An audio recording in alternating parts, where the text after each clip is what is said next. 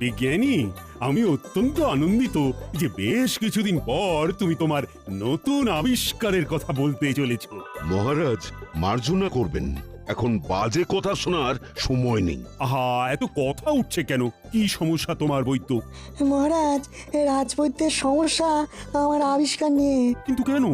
আমি একটি বলবর্ধক শক্তি বৃদ্ধিকারী পাঁচন আবিষ্কার করেছি। এখানেই আমার সমস্যা। এত কিছু যন্ত্র থাকতে তুমি পাঁচন আবিষ্কার করবে কে? হে, পাঁচনের বিভাগ তো আমার বিভাগ, কারণ এটির মানুষের শরীরের আর স্বাস্থ্যের সম্পর্ক আছে। তুমি এই পাঁচন আবিষ্কার করবার আগে আমার অনুমতি নিয়েছো? শোনো হে বৈদ্য, তুমি কবিরাজ হতে পারো, কিন্তু তোমাকে বলে রাখি যে কারো অনুমতি নিয়ে কোনো আবিষ্কার আজ অব্দি আমি করিনি।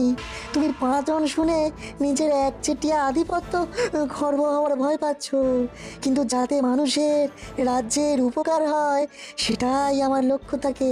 হ্যাঁ বৈদ্য, আমি বিজ্ঞানীর সাথে সহমত।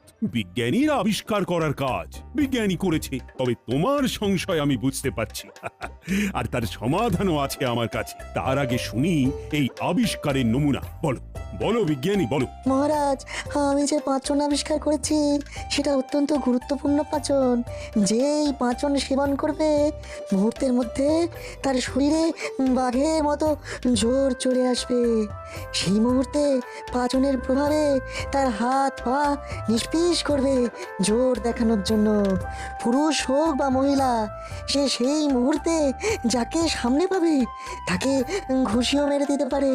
হ্যাঁ মানে সে একেবারে হিতাহিত জ্ঞান শূন্য হয়ে যাবে, তাই তো?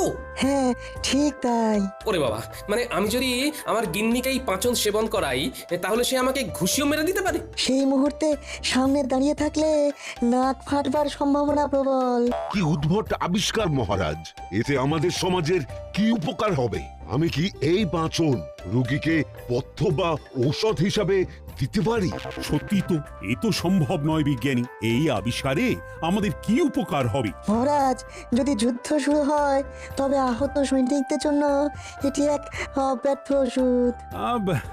এমন যুদ্ধের কোনো সম্ভাবনা আছে বলে তো মনে হয় না। তাও তুমি যখন এটি আবিষ্কার করেই ফেলেছো, তখন এটির স্বীকৃতি তো দিতেই হবে।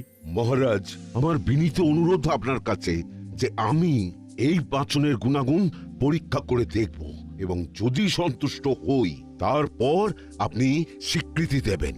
বেশ, তো তাই হবে। বুঝলে বুঝলে বিজ্ঞানী, অত সোজা নয়। আমি সব বুঝে মতামত দিলে তবেই এটা আবিষ্কার বলে গণ্য হবে। আহা, তা গণ্যমান্য ব্যক্তিরা মতামত দিলে তবেই না আবিষ্কারের মজা। বিজ্ঞানী, তুমি অন্য কোনো যন্ত্র আবিষ্কার না করে এইসব পাঁচন আবিষ্কার করছো, তার কারণ হচ্ছে তুমি আমাকে হিংসা করছো। মহারাজ, বৈদ্যর নিজস্ব একটা সম্মান আছে, আর এখানেই বৈদ্য আঘাতটা পেয়েছে। মহারাজ, একটি বিনীত অনুরোধ আছে। বলো বলো কবি, বলো। পাঁচনের পাঁচালি হোক বন্ধ, দূর হোক আমাদের কবিরাজের দ্বন্দ্ব। মহারাজ, আমি নিজে এই পাঁচন খেয়ে দেখতে চাই, সাথে অবশ্যই বৈদ্য থাকবে। না না না না, তোমার যদি কিছু হয়ে যায় গোপাল। হ্যাঁ, সে বিষয়ে আপনি 100% নিশ্চিন্ত থাকুন মহারাজ, গোপালের কিচ্ছু হবে না। বেশ, তো তাই হবে। ওহে জ্যোতিষী। মহারাজ, পরশু সকালে একটা শুভ যোগ আছে, তখনই পরীক্ষা করা বাঞ্ছনীয়। বেশ, পরশু সকালে বিজ্ঞানীর গবেষণাগারে পরীক্ষা হবে। তারপর সবাই মিলে রাজসভায় এসে আমাকে ফলাফল জানাবেন। আজকের মতো রাজসভা তাহলে এখানেই শেষ করি। আর হ্যাঁ, আগে বৈদ্য পাচন সেবন করে দেখবে, তারপরে বাকিদের সেবন নিয়ে ভাবনা চিন্তা করা যাবে।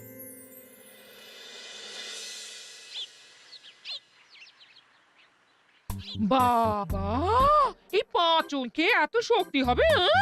ঠিক গিন্নি, ঠিক। তোমার আগ বাড়িয়ে পাঁচন খাবার শখ হলো কেন? বাড়িতে কি তোমাকে খেতে দিই না? আর তাছাড়া তুমি যে বাজার করো যে বেজার মুখে, তা ওই পাঁচন খাবার মুখ গো। কি যে ছাই পাশ বাজার থেকে নিয়ে আসো, সেটা আমার চেয়ে বেশি কে জানবে? গিন্নি, তোমার ওই এক কথা।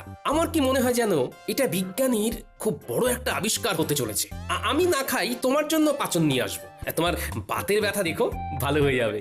এই একটা কাজের কথা বলেছো, দেরি করবে না, যত তাড়াতাড়ি সম্ভব ওই পাঁচন আমার জন্য নিয়ে আসবে। হ্যাঁ,